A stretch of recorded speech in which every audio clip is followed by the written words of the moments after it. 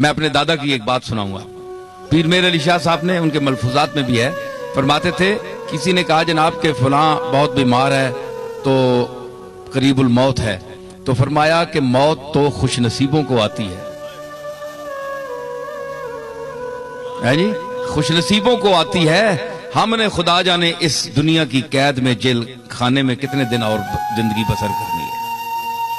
तो ये नहीं है, मना भी है मौत की तमन्ना करना, क्योंकि अल्लाह ने जिंदगी एक इंसान को नेमत दी है। तो मकसद ये है कि पीर साहब क्यों ये कहते थे कि मौत से डरते नहीं थे या उनके दिल में झिझक नहीं थी, क्योंकि एक तो यह है कि अच्छी सालिहीन की जिंदगी उन्होंने गुजारी, वो अल्लाह के फजल और अपने अमल से मुतमईन थे।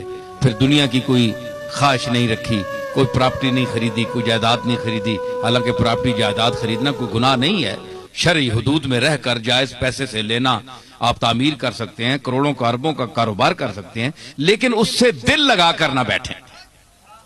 अगर आप उससे चिमट कर बैठ जाएंगे तो फिर मरने को कतन आपका जी नहीं चाहेगा।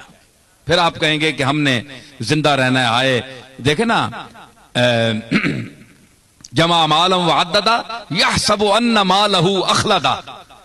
एक तो पैसे जमा करता है फिर गिनता है, इंसान जो है पैसे जमा करता है फिर गिनता है, यहसबु अन्ना मालहु अखलदा, और ये गुमान करता है, पागल आदमी है ना, तो ये गुमान करता है कि इसका माल इसको जिंदा रखेगा, बड़ा खुलूद देगा, हमेशा की जिंदगी इसको देगा, ये मरेगा नहीं। माल मुझे मरने नहीं देता, पैसे की गर्मी मुझे मरने नहीं देगी, वो ये सोचता है, कुरान कहता है। हालांकि ये ऐसी बात नहीं है, फरमाया ये बात नहीं है। तुम डर जाओगे तो मैं ऐसे चेहरे तुम्हारे सामने पेश करूंगा कि वजूह यौमइज़िन नाज़िरतुन इला रब्बिहा नाज़िरा व वजूह यौमइज़िन बासिरतुन तज़ुन्नु अन युफ़अला बिहा फ़ाक़िरा। और कुछ चेहरे ऐसे होंगे जो मुरझाए हुए होंगे, उस दिन मुरझाए होंगे। क़यामत का दिन भी है, मौत का मंजर भी है, मुरझाए हुए होंगे। और बासिरतुन तज़ुन्नु अन युफ़अला बिहा फ़ाक़िरा, और वो ये ख्याल करेंगे कि आज हमसे बहुत बुरा सलूक होगा, कमर शिकन सलूक होगा।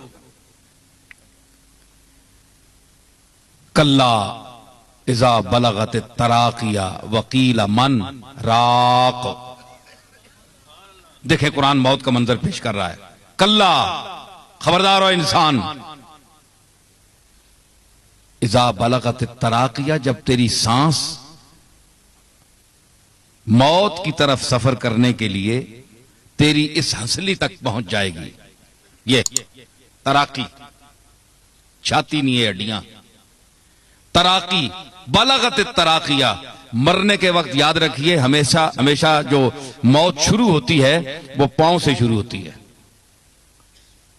मौत तारी जो होती है, पैर ठंडे होने शुरू होते हैं और यहां से जिस्म जो है वो मौत की तरफ मुतवज्जे होता है और मरना यहां से शुरू होता है। कल्ला इज़ा बलगत तराकिया वकीला, बंदा जो है वो मरने, उसकी सांस उखड़कर यहां तक पहुंच गई। अब लोगों में शोर पड़ गया, मन राख, दम फूक करने वाला को ले आओ यार, बंदे या के हो गए। रुकिया, रुकिया मैंने दम फूक करने वाला है जी, कोई तवीज देने वाला, कोई दम फूक करने वाला। रुकिया अनल मसमूम मा इंदी बेतेरी याकिम वला राकी अदर काफसम व नाविलहा अला या अय्युहा साकी। तो ये रुकिया का माना है, ये शेर में ये है यजीद का शेर, बहरहाल मैंने इसको इस्तेमाल के लिए पढ़ दिया। तो ये भाई उसको बुला लो, मन राक, कौन है जो दम फूक डाले? भाई किसी पीर फकीर को ले आओ, किसी हकीम को ले आओ, किसी आमिल को ले आओ। कुरान बयान कर रहा है, राक कौन है? कोई है? वल तफ़्फ़त साक़ बिस्साक़, और उसकी पिंडलियां पिंडलियों से जुड़ गई। मरने वाला जो है, वज़न्ना अन्नहुल फ़िराक़, और जो जिस पर यह हालत तारी है वो भी समझ गया कि ये जुदाई का वक्त है, अब मुझे कोई नहीं बचा सकता है जी, ना कोई हकीम बचा सकता है और ना कोई झाड़ फूंक करने वाला कोई बचा सकता है। वज़न्ना अन्नहुल फ़िराक़ वल तफ़्फ़त साक़ बिस्साक़, और पिंडली से पिंडली मिल गई। इला रब्बिका यौमइज़िनिल मसाक़, उस दिन ए कमली वाले तेरे रब की तरफ उस बंदे ने आना ही आना है, उसको कोई रोक नहीं सकता। ठीक है ना। तो ये तो कुरान शरीफ बयान कर रहा है मौत के मंजर को। तो ये वो तबका है कि जो फिर बुलाते हैं जी उस आमिल को बनाओ, उसको बुलाओ, उसको बुलाओ।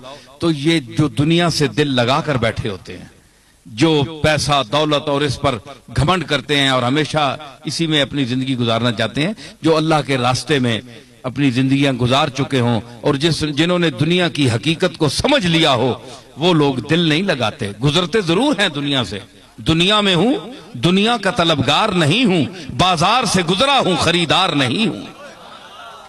ये बाजारे दुनिया से सिर्फ गुजरते हैं, खरीदते कुछ नहीं। वो कहते हैं कि दुनिया से मैं बेलौस गुजर जाऊंगा साये की तरह। साया जो